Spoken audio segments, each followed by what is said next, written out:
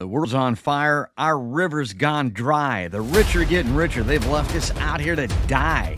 Mass migration. We got no place to hide. Who's against us? Who's on our side? Are they too dumb or are they just in on it? Liars and cheaters, a red-hot grip. Ditch the gaslighting gas bag that speaks in code. He's a faker, a shaker, a pontificating pantload. In this house of mirrors, we've hit the wall before it's too late. Let's go. Come on, y'all. It's border to border and coast to coast. It's real, it's facts, and it ain't no hoax. It's Podcast by George, and it's showtime, folks.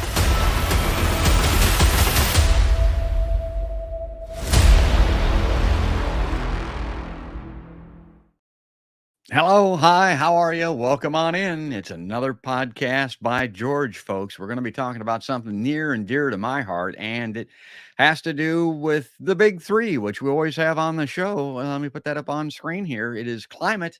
We're going to be talking about climate and ecological issues today. War, I'm going to talk about here in the open with some news stories. And of course, healthcare is interrelated with all of these things because, and a little bit later here, we're going to get to him. But coming up on the Podcast by George live line is this guy. It's Andy Currier. He's a research associate at the Oakland Institute. He's co-author of Driving Dispossession, the global push to unlock the economic potential of land. He holds a master's degree in public policy from the UCLA Luskin School of Public Affairs with a concentration in global environment and resource. This guy's on top of it. He's unlike me. He knows what the hell he's talking about. He's young and he's sharp. You're really going to like Andy. He's coming up here very shortly. But in the meantime, I'm going to start off by debuting this new little segment that I'm going to start a lot of these shows with. I'm not doing quite as many live streams now as I used to. So there are some news stories that I want to get covered, and I'm going to do it right off of the top and call these things What in the Hell? Because you really can't make a lot of this stuff up. And so here goes the first one before we get to Andy today. This is out of the Des Moines Register, and this made national, well, hell, this made worldwide news. It was really weird. Check this out. An Urbandale Care Center, Urbandale as we call it, people will look at that. Yeah, we got a community named Urbandale here. It was fined $10,000 for pronouncing death of a woman who was still alive. A continuing care home in Urbandale is being fined $10,000 after declaring one of its residents dead and transferring her to a funeral home in Ankeny, where she was found to, oh God, still be alive. Yeah, check this out. A report from the Iowa Department of Inspection and Appeal says the mistaken death declaration occurred on January 3rd after a staff member at the Glen Oaks Alzheimer's Special Care Center reported that the woman, 66, had died about 6 a.m. The report said the woman, who had early onset dementia, anxiety, and depression, well, okay, she wasn't dead, had been in the hospice care since December 28th. Now, the staff member reported she could no longer feel the woman's pulse and alerted a nurse practitioner who made the death declaration, the report said. Iowa law allows nurses and physician's assistants, in addition to doctors, to declare a patient dead. The report also said the woman previously had suffered minor seizures and showed signs of mottled skin, a sign of approaching death. Yeah, but she wasn't dead. It notes that among the staffers attending the woman was one who had worked a 12-hour overnight shift. Now, that's going to get into what I'm going to talk about here briefly at the end of this. Now, about 90 minutes after the woman was declared dead, she was taken to the Ankeny Funeral Home and Crematory in a zipped body bag, the report said. When she arrived, funeral home staff unzipped the bag and saw that her chest was moving, then called 911, it said. The Ankeny Fire Department responded to the call, which it said reported a person in apparent cardiac arrest. That proved incorrect, the department said, and the woman was taken to Mercy West Lakes Hospital, where she was found to be breathing, though unresponsive. She was returned to hospice care, where she died January 5th. According to the Department of Inspections and Appeals report, the agency found the Urbandale Care Center had failed to provide adequate direction to ensure appropriate cares and services were provided regarding the declaration of the woman's death. And you've heard me talk about this on the podcast before. I mean, we reside here in the heartland, in one of the oldest states demographically in the country. And we got to start taking care of these old people because we're all headed that way. A lot of us are anyway. And these people in these care facilities need to get paid a hell of a lot more than they are. The ownership of these companies are getting mega rich, and they're not paying the people that work there enough that they don't have to work 12-hour overnight shifts like that nurse and make mistakes like what was made here. So, and the governor here was sitting on what, $1.5 billion. I mean, that would have been an excellent use for this, to take a leadership position in the country and somehow rewarding and incentivizing people to work in these care centers and take care of these folks, which are going to, maybe the odds are it's going to be you and I. And if you beat the odds, good for you. But if you don't, you might end up with your last minutes on this earth in a zipped body bag, if you can imagine that. Okay, so that's what in the hell story number one. Let's move on to the next one here. And this one, this will make an old man weepy. And we're talking about me here. Des Moines woman recalls friendship with Tyree Nichols when he lived in Iowa. A lot of people are unaware of this. And a shout out to Bo at KCCI. I first saw his reporting on this. KCCI television learned on Tuesday that Tyree Nichols lived in a home on the southeast side of Des Moines for some time in the 2010s. Dateline, Des Moines, Iowa. One Des Moines woman tells KCCI she worked with Tyree Nichols when he lived in Iowa during the 2010s. KCCI learned on Tuesday that Nichols lived in a home on the southeast side of Des Moines for some time. It's not too far from the location where Chelsea Fagan says she met Nichols when they were teenagers. Now, here's what she says, quote, "Anybody he encountered left with a smile," said Fagan, who says she worked with Nichols at the Hy-Vee on Park Avenue. "He was just the person that you wanted to be around during a shift that would make it fun, that would make it just go by." Fagan and others remember Nichols as being kind, genuine, and someone who radiated a positive energy. Now, keep that in mind when you watch that horrific video of the beating that led to his death. Fagan says a lot of her best memories while working at Hy-Vee involved Nichols. Yeah, we used to have a basketball hoop in the break room, Fagan said. That's just where we'd go to play, have fun. Now it's a memory, Fagan says she cherishes even more. Quote, "Knowing that he's not even going to have the opportunity to be a ball again, it just hits in a different light because he should be teaching his son how to play basketball." And you've heard me talk about this before on the show. And we had the great Professor Alex Vital out of New York State on talking about changing the way that we police in America. I am sick to death of watching these people getting beaten to death. Tyree had the boots put to him when he was on the ground. I mean, these guys crying for their mamas before they're killed over traffic violations. And oh my God, here's what Alex Vital said on Twitter. And this was a response to this guy, Billy Binion. Billy Binion says, "In these times, the most extreme voices often get the mic. So here's your reminder," says Billy. 6% of people want to abolish the police. It's an idea that essentially only has currency on Twitter. It is opposed by almost everyone, regardless of race and class. Yeah, you'll hear that a lot. And it has to do, again, with the nomenclature, the terminology, defunding the police. Like we're going to make the police disappear and stuff. I think that was unfortunate that phrase was created, defunding the police. What they want to do is change it. That's what Professor Vital wants to do. And he responded to this yobo by saying, "For an idea that supposedly no one likes, a huge amount of energy on Twitter is going into attacking it. In fact, we are winning key battles every day, ending school policing, creating civilian response teams, investing in .com anti-violence, etc. Folks want to alter the way that we police in this country." Binion says, "I support a lot of the things you just laid out. I don't support abolishing the police entirely, which is a different question." He says, Professor Vital says, "Well, then you just haven't been paying attention. Who has this magical power to make police vanish, folks? That's not what we're talking about here. We are replacing policing step by step based on an analysis that policing is inherently a threat to liberty and community well being, a libertarian principle, and he encourages folks to join him. Yeah, and I mean, right off the top, why do you have all of these people in this uh, fully armed making these traffic stops that sometimes lead to somebody being killed for reckless driving that didn't take place in Tyree's instance, or other victims that had taillights out? And what the hell? This is from NBC News. One of the latest reportings on this. At least two officers are heard claiming that Nichols attempted to grab one of their guns. Now, here's something that I wanted to bring up. I'm an old police and fire reporter. You hear this and you read this a lot.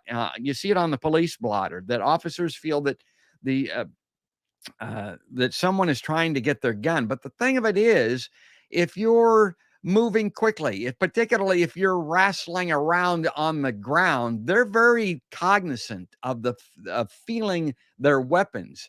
And if they get bumped, if they get jostled, I've always said they think somebody's trying to get their gun, but they're just getting bumped.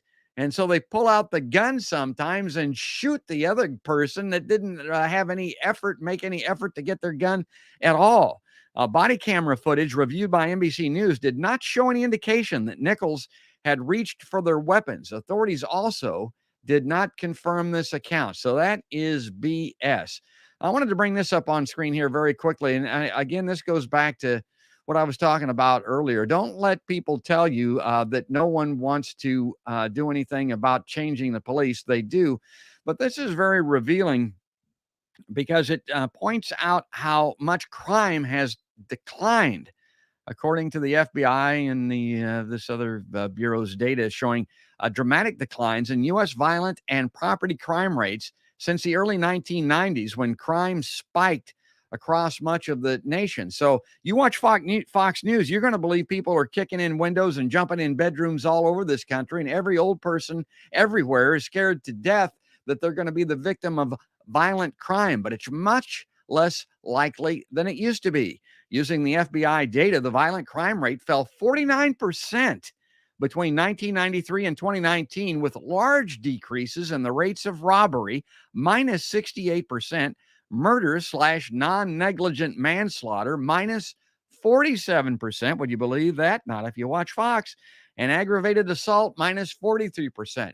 It's not possible to calculate the rape rate during the period because the FBI revised its definition of the offense in 2013. So it's probably maybe even increased because they changed how it's defined. But meanwhile, the property crime rate fell 55%, with big declines in the rates of burglary, motor vehicle theft, and larceny / theft. So the reason I wanted to bring that up, mainstream media in particular, this is their bread and butter, folks.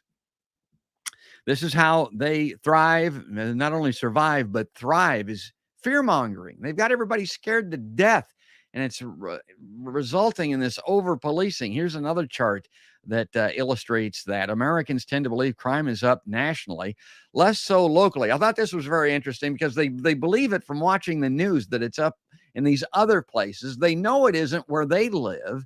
But in fact, in aggregate, all of the local venues mean that it isn't up as much anywhere. I told people on the show last week that I live in a small town here that just built a police station that looks like a reinforced bunker in downtown Baghdad. And they've got half a dozen police cruisers parked out back. And we haven't seen a criminal in this community since Bonnie and Clyde rolled through with a Thompson submachine gun in the 30s. Okay, let me get to the next story here. We're going to get to Andy and these poison carbon pipelines here very shortly. This is the next what in the hell story. I don't know if you saw this or not. It was a pretty interesting meme. I put it on my Facebook page. This is what's happening with this war in Ukraine. And by extension here, the blob in Washington, D.C. apparently is preparing to go to war, preparing anyway, with China, if you can believe this. Now, this is what Biden said in March of 2022, so just about a year ago. Quote, he was asked about tanks. He said, the idea that we're going to send in tanks to Ukraine, that's called World War III. Yeah. Here's what happened just a week ago. Today, I am announcing that the United States will be sending Abram tanks to Ukraine. God, if that, what a Momo. Is he too dumb or is he in on it? And to further illustrate the danger of this, from Politico now, and I ask people just to bear with me here so I can get this big enough that I can read it. Let's see here. A top House Foreign Affairs Republican agrees with the possibility of war with China. The Republican chair of the House Foreign Affairs Committee said Sunday he agreed with the statement that suggested the U.S. could be at war with China in 2025. Yeah. But the top Democrat on the House Armed Services Committee pushed back. I hope he's wrong as well. I think he's right, though. Unfortunately, Representative Michael McCall, a Republican from Texas, said Sunday on Fox News Sunday in reference to a U.S. Air Force general who reportedly predicted war with China. The question was brought up in reference to reporting from The Drive, which said an Air Force general told troops he thought the U.S. would be at war with China in 2025. My gut tells me we will fight in 2025. General Mike Minahan was quoted as saying in a memo obtained by the publication. And a Democrat who chaired the House Armed Services Committee for 4 years was nowhere near as fatalistic, although his terminology is interesting also. Quote, anything is possible. I'm really worried when anyone starts talking about war with China being inevitable. God, it shouldn't even be on the probability scale, the possibility scale. Representative Adam Smith, a Democrat from Washington, said also on Fox News Saturday, war with China is highly unlikely. So you mean there's a chance? And generals need to be very cautious about saying we're going to war. Okay, that's going to wrap up this segment. Like I say, the What in the Hell segment of Podcast by George. There's just so many news stories that I can get to. And I got to get to our guest here. Maybe we'll circle back. I do have a couple of more, but I don't want to infringe on the time here for our guest. And of course, that's Andy Courier here. He's the research associate at the Oakland Institute, co-author of Driving Dispossession, the Global Push to Unlock the Economic Potential of Land. This guy knows all about it, as I mentioned, and I'm just delighted to have him on this show. Let me click this button here and bring this in and say, hello, hi, how are you? A tip of the hockey helmet to Andy Courier. Hi, Andy. Hey, George, thanks for having me. We're going to talk about what I call and how I promote this show as the Boondoggle in the Boonies. I've featured this before, but it's always been with, one faction of this that has a local vested interest. And there's nothing wrong with vested interest because some of these people want to continue to have groundwater to drink, for instance, don't want to be instantly poisoned by an accidental leak in a pipeline, and they all leak. So vested interests are okay, but I kind of like the idea that you're on the outside looking in.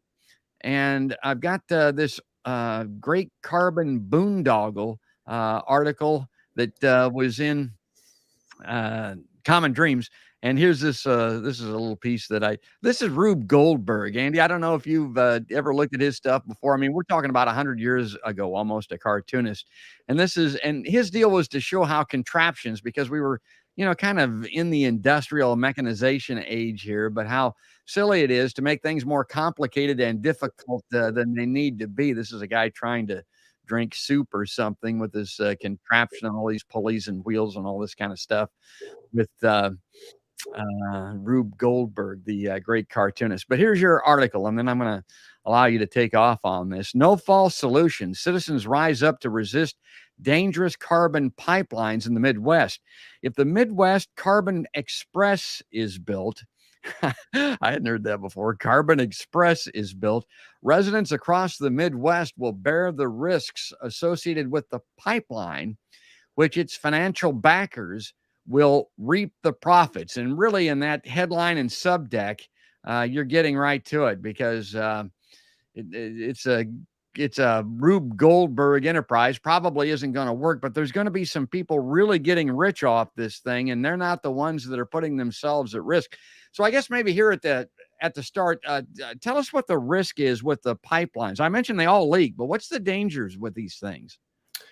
Yeah, there's a lot of concerns. There's the dangers to the health of land, soil quality, obviously water contamination, critically, the ability to actually store this carbon underground for long periods of time and not have any leakage, not have any side effects, has not been proven. I mean, this is a technology, carbon capture and storage, that's not been proven feasible or economic at scale to this point. So it's really, taking a huge risk to put, 2,000 miles of pipeline across Iowa, other Midwestern states, Minnesota, Nebraska, and ultimately store it in North Dakota.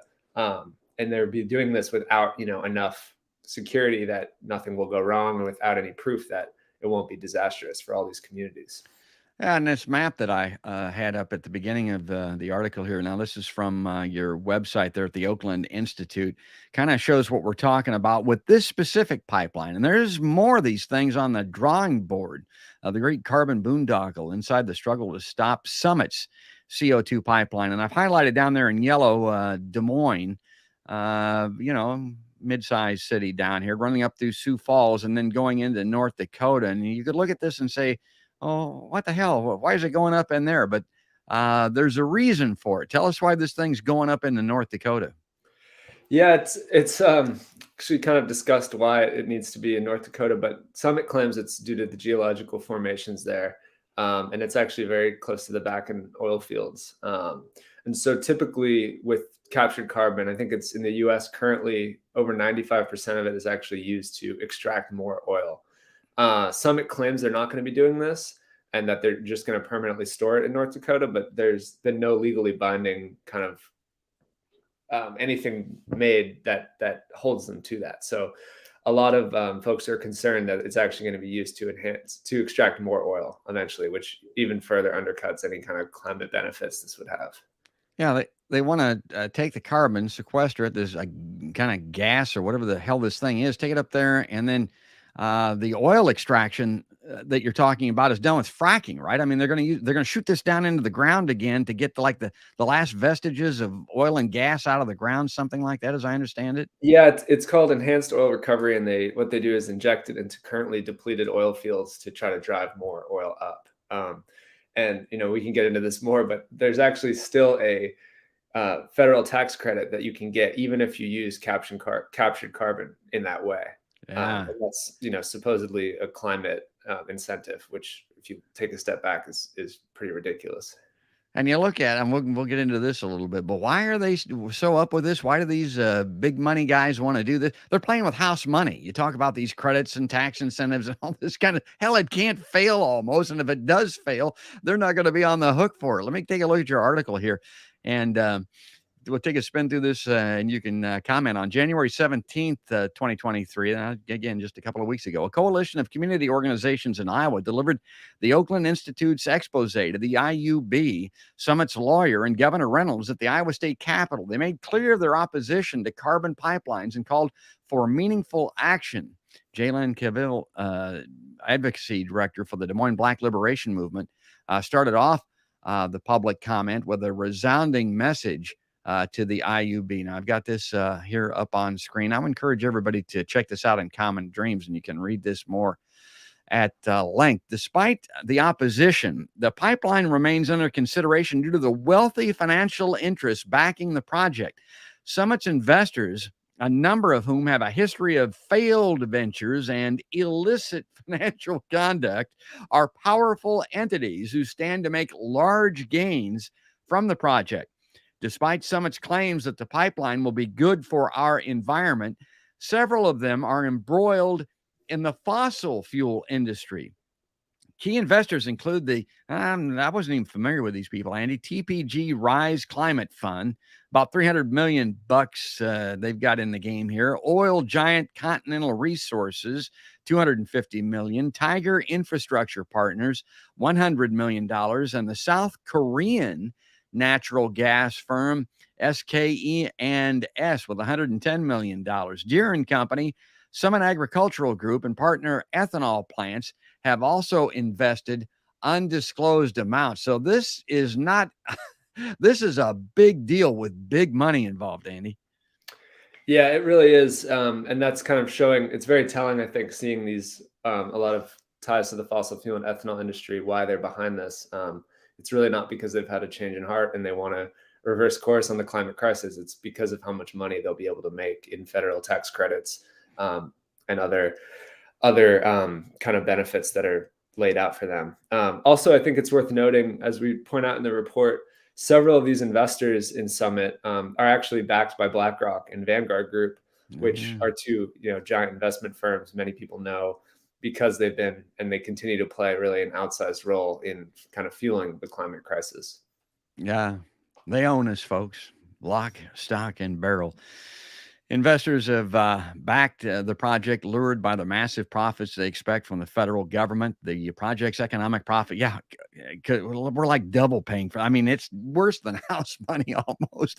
We're going to underwrite it to start with and pay for the entire thing, and they're going to put their name on it, and they're going to reap the windfalls. And the damn thing, there's no really reliable, proven science that it works anyway. Not to any great extent. It's more like a Rube Goldberg something that's kind of in a beta format, and it has been proven when it's been used before to rupture. The pipelines have. And do you know, Andy, where was that? Was it in Louisiana, or where was that? Mississippi? Where was that place? Yeah, it was in a small town in Mississippi. Yeah. And there's been some really good reporting into it, and it's pretty horrifying what happened. So when these pipelines rupture, it displaces oxygen. And it's, people have no idea it's coming. Emergency response vehicles don't work.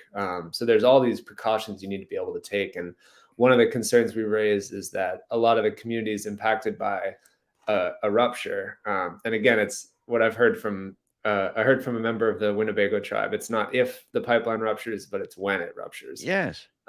They're not prepared at all for what will happen, especially if you look at that map. Some of these more densely populated areas, if it were to happen there, it would be really just a catastrophic impact. Let me bring that map back up again since you referenced it. And here's the point that I would make. Okay. I just, this is a head shaker for me. I don't get it all the time. The same people that believe the scientists when it comes to climate, the same people that believe the scientists when it comes to COVID, some of those people now don't believe the scientists when it comes to things like this, when it comes to the pipelines. They've been right before.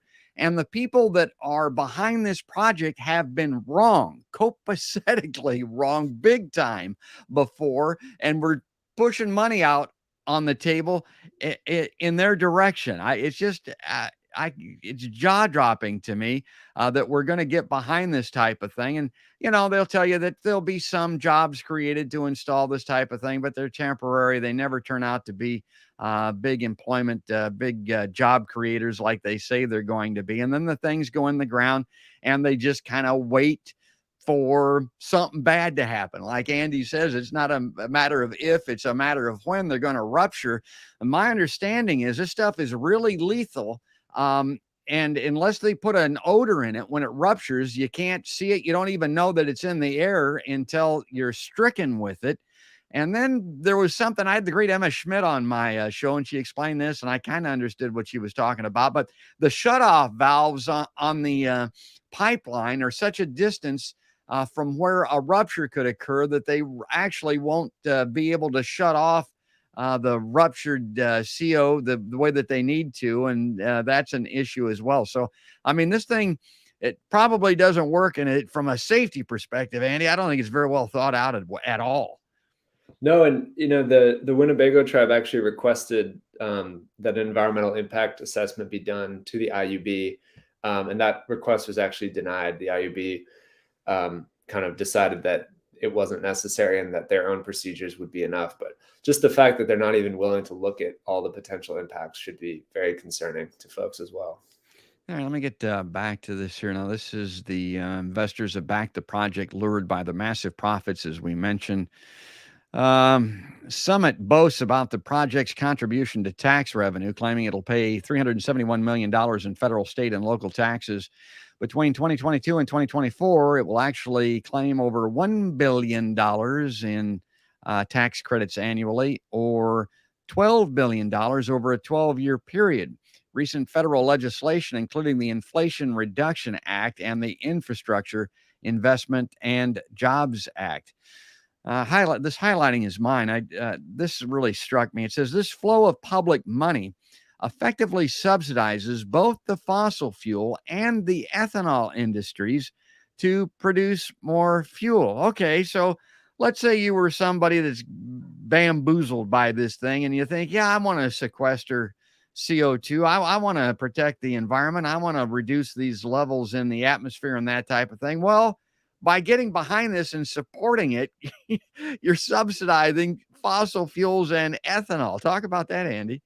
Yeah, so what it really allows, rather than moving away from fossil fuels and ethanol, which is what has been kind of shown we need to do rather rapidly, it allows them to kind of secure a place in this low carbon future. They'll be able to claim that, despite the lack of evidence that it actually will be stored and it will be taken out of the atmosphere, they can claim that their carbon is low fuel, or their fuel is low carbon and has a less of an impact. So that's going to, kind of delay this necessary transition and kind of lock us in to ethanol and fossil fuels for years to come.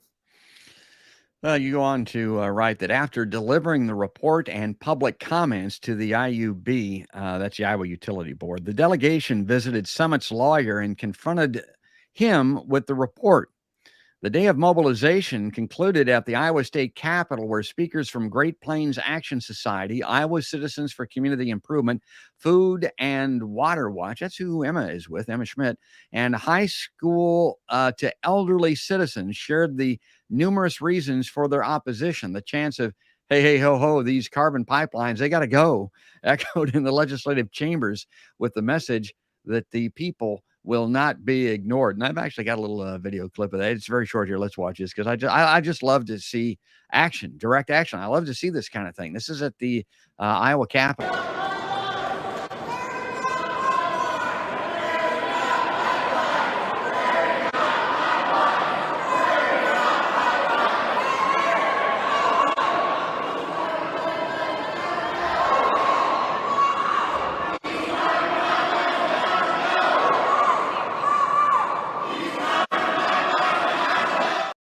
Okay, so they got people's attention. There's no way they couldn't have because they're loud enough that they had to be heard there. One thing about that group, when I look at it, Andy, that you can talk about a little bit are the strange bedfellows that this issue has created.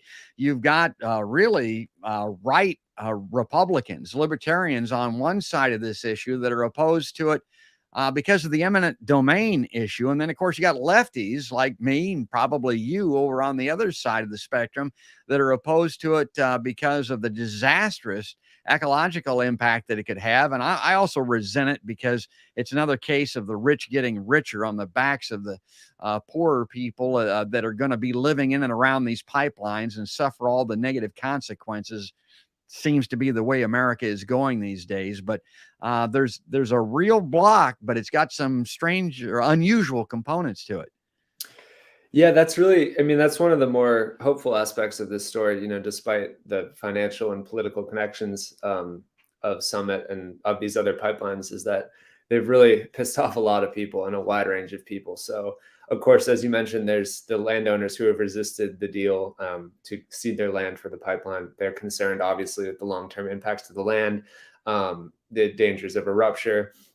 And so they're not willing to give up their land. And that's been something that's really been kind of covered, I think, more in depth by the media, would be how much these landowners, primarily older, white, and as you mentioned, conservative, not all of them, but a good chunk, are against this. But at the same time, there's also indigenous communities, Black and brown communities, migrant farmer organizations who, they might not have land directly in the path of the pipeline, but they are very well aware of, the kind of horrible effects that environmental racism has on their communities. And they're not going to wait until this is done.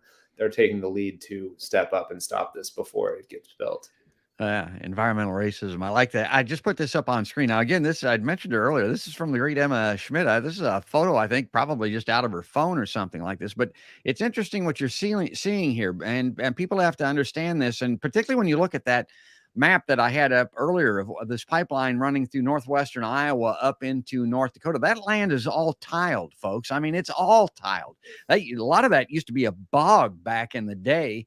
And the reason that it's such rich, good farmland right now is because they've tiled it to remove the water, which is not a good thing in itself. And the tiling causes issues. But look at this photo that Emma took. And this circle here is mine. It says farm with drainage tile damage caused by construction of the Dakota Access Pipeline. And so this is a major issue, and this is one of the reasons the farmers are so opposed to it. If this thing goes through their land and it tears up the drainage tiles, look what results here. This is a result of flooding because the drainage tiles didn't work, I would assume, because of pipelines that go through. And we have a network of pipelines already underneath the state. We've already turned the groundwater undrinkable with pig manure in it. And it's like, this is just one more insult to injury. It's like, how more can we screw up this great land that the indigenous people will tell you we stole? I mean, we couldn't be worse stewards, Andy. Yeah, the drainage tile is a big concern farmers had. There's another shared that, this would go through where they've terraced and kind of undo all that work. Yeah. And Summit saying, they're going to compensate a certain amount the first 3 years on a scale. And what people affected by Dakota Access have said is that, the damage to their land has been permanent. And there's not an amount of money that would make it feasible. So that is why, Summit has failed to get voluntary easements to this land. And they'll eventually have to, if the project's going to go through, it'll have to be done through eminent domain, which of course is very unpopular with almost every constituency. Well, here's a constituency that is unhappy. This is let me see if I can get this up on screen big enough that I can see it again. My eyes are failing me. It's not my age. It's just a light, folks. Sicois Novus, the Great Plains Action Society says, we're not supposed to stand up for ourselves if it's not like our own territory or our own reservation, which is absolutely ridiculous, because all of this land, every single inch of this land has been stolen. We continue to put aside the historical trauma we face to help protect stolen land. This hurts your head and your heart, but we continue to support this work. CCS is greenwashing rather than a solution to the climate emergency that Iowans deserve. As Indigenous people, we remain committed to the water, the land, and the future generations of Iowans. And here, and if we'd left it up to those people, if we'd have listened to them now, maybe we can reverse some of this harm that's been done. But I just thought that was great, Andy, because these are the people that have been shit upon the most, that have had their land stolen, and they're doing what they can now to protect us with the land that we took from them. I just thought that was stellar, just outstanding. Yeah, it's pretty powerful, and it's what really needs to be done. We kind of mentioned how absurd this solution is, so-called solution of building this network of pipelines, the unproven nature of storing it. When Sicois mentioned, that what we really need to be doing is just rematriating prairie. Yes, it's not complicated. It's not going to make anybody rich, but it's going to really protect the land and benefit everybody. And it's all connected, because the reason that we're using so much of this land is to create, to grow corn and soybeans, which are used for the ethanol. We talked about that a little bit. My God, the water that ethanol uses, and this fracking, the precious water that it uses is astronomical. People don't talk about that very often. But you've got that on one side of this, and the carbon sequestration probably is not going to benefit anybody here unless they get paid for that eminent domain. I don't know exactly how that's going to work, but the big cats are going to get wealthy with this, and the oil producers up in North Dakota are going to get wealthy with this type of thing. And it's all to produce the corn and soybeans for animal feed, which is required for the CAFOs that we have, these confinement operations to grow or to raise millions of hogs so that we can overfeed ourselves to the fact that we're killing ourselves. I mean, it makes me shake my head sometimes. There's so many angles to this thing. I don't know how anybody can get behind this or support it, but there are people, and myself included here for a while, Andy, that believe that these things are going to go through because of the golden rule. He or she who has the gold ends up ruling a lot of times. The governor has a real good friend involved in this, who is Bruce Rastetter. And there are people that believe that it's going to happen regardless of what the people want or the harm that it could immediately cause when it's put in, and potentially cause if then the damn pipelines leak. But what's your sense of this? Organizers don't want to admit that they don't believe that they're going to prevail because they want to organize and keep this ball rolling and want everybody to think that they're going to win. Do you think we're going to win on this, or are we going to have carbon pipelines, like it or not? Well, I can't certainly predict the future. I would say, with how much this mobilization is growing against these projects, I think there was a poll done by Food and Water Watch that showed 80% of Iowans oppose the use of eminent domain for private projects like this.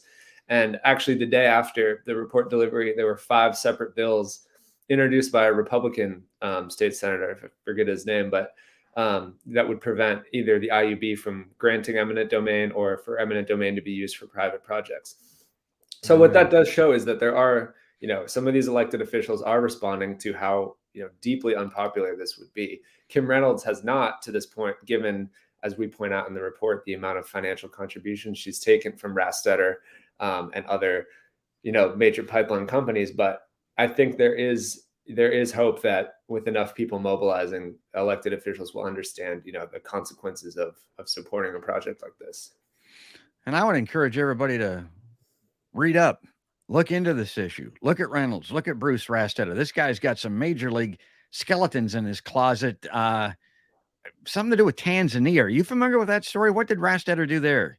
Yeah, so that's actually how the Oakland Institute first kind of became aware of this project. Back in 2011, Rastetter was the co-founder of Agrosol Energy, which tried to acquire 800,000 acres of land in Tanzania. This would have been the largest land deal in Tanzania's history. And they claimed that it was 3 abandoned refugee camps. They were going to pay something like 20 cents an acre to acquire all this land and make this kind of a massive commercial agriculture project. And back in 2011, the Oakland Institute did a report kind of exposing that this land was not unoccupied. It actually, it had over 100,000 people living on it, depending on it, who had been there for years, and they would have been evicted. And so that and some citizen mobilization in Iowa really catalyzed to stop that project. But what we learned at the time is that, Rastetter, despite all these promises of all the development this was going to bring to Tanzania, the reality was just, making money for his company. When we heard about this project and all the supposed benefits, it did not take long to see that once again, his profits come well before the public good. So we wanted to really kind of amplify that. Yeah, and like I said earlier on, I'm a big believer in precedent. I mean, look at what has happened before. I'm a once bitten, twice shy kind of guy. And Rastetter has proven to have bitten folks. So keep that in mind. I want to bring this up on screen because you mentioned the organization here a couple of times. This is the website here. Let me see if I can get this to come up on screen here and just have you talk a little bit about the Oakland Institute, what you guys do, and your website here a little bit, Andy. Yeah. So we're an independent policy think tank. We don't take money from governments or corporations, and really focus on amplifying community resistance to land grabs around the world. A lot of major so-called development schemes we look at critically and kind of uplift a community perspective on projects to show, despite the claims of whoever's behind it, be it the World Bank, be it a private company, this is the actual impact it's had. So we really try to, again, amplify community opposition to projects and get as much media coverage and attention on issues that may be, out of the public eye. And so we work on it, we don't have a geographic focus, but once we kind of start working on a struggle, we usually stick with it for a long time until some results are seen.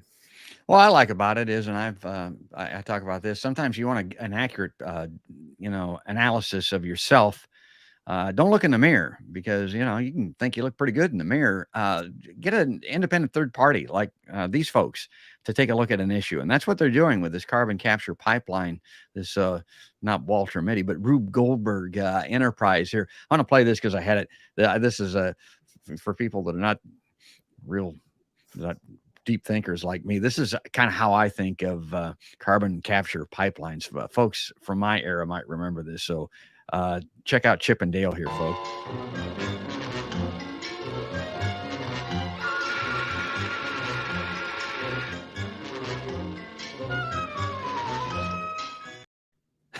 So there you go. Take a tree, make a toothpick. Same way with this carbon sequester. Even if it works, it won't work on the scale, not compared to the harm that it causes. Big bucks on one side, very little benefit, and massive, forever harm on the other side. Permanent ecological damage can result from these things. And not to mention the fact that these pipelines stay stuck in the ground till we're long gone. Me, certainly, but even Andy. I mean, those pipelines will be there and be a hazard for future generations. Well, Andy, I really appreciate you coming on the show here to shine a little more light on the boondoggle in the boonies, as I call it, out in the rural areas of Iowa here. Give us a wrap. I want to give you a last word here. Encourage people maybe to go to your site, join the fight. Anything you want to say here in closing as we wrap up this live line? Yeah, I think, you said it well. It's really the same interests that have driven us to this point of the climate crisis that are now, proposing the solution that is also going to enormously benefit them financially. So I think everyone should be skeptical of that and take a look at the actual research that's been done and the risks of if this goes through, because it's not too late for this project to be stopped. And, the more people who mobilize, the better chance they have of stopping it. So as you said, there's a full report that the Common Dreams article was based on, and that's on the Oakland Institute website. We have a reporter newsletter that goes out pretty infrequently, just with updates if you want to stay up to date, and on social media as well. We kind of keep it updated on what's happening there. So I encourage folks interested to follow and check out the site. Yeah, follow, check out the site, chip in, support the group. Let's win one. I mean, we got a chance here because of these bedfellows that I've talked about. We've got these people on the right that are opposed to this thing also. I mean, we're getting beaten around pretty good here on climate war and healthcare, folks. I'm not seeing a lot of wins. So let's have a victory here. Join with Andy and his group and Emma and her group, Food and Water Watch. A lot of people, the indigenous people, a lot of people involved in this fight. God, it'd be great here in the new year to finally win and do something good, Andy. Let's hope it happens. Well, that's the plan. And yeah, the timeline for the Iowa Utilities Board to decide is pretty uncertain. So it's kind of still playing out this year. And so still definitely not too late. Okay, that's great, man. Well, I wish you well. I'm going to let you go. I'm going to put the graphic back up on screen here to let people know that Andy Courier is the research associate, one of the research associates at the Oakland Institute, a co-author of Driving Dispossession, the global push to unlock the economic potential of land. He holds a master's degree in public policy. I don't know how anybody gets a master's. My God, my bachelor's about broke my mind in public policy from the UCLA Luskin School of Public Affairs with a concentration in global environment and resource. Man, that's great. Okay, let's take that down and bid Andy adieu. We'll circle back. And hopefully we'll be talking about a win here, Andy. So good on you. We'll talk again soon. Sounds good. Thanks for having me, George. Take care. Absolutely. I'm happy to do it. And this is an issue that's big with me. So let's get her done, folks. And if you like Podcast by George, if you like this perspective, if you like my what in the hell news stories that we started off with and the focus, the spotlight on issues like this carbon sequestration pipeline, this boondoggle in the boonies, go to podcastbygeorge.com. You'll find all of the platforms there that you can just click on, whichever one is best for you. And you can subscribe very easily. It'll take you right to our YouTube home, for instance. If you like it there, you'll be able to subscribe, ring the notification bell, leave us a comment. Also on Facebook, it'll take you there where you can like us and follow us and share that with folks. And then if you just like the audio versions, they're all there. iTunes, iHeartRadio app, Spotify, all of those places, any place, really, major place, I think, that podcasts are heard. But that is going to do it. That's going to wrap it up. That's all there is. And there ain't no more. That's another podcast by George.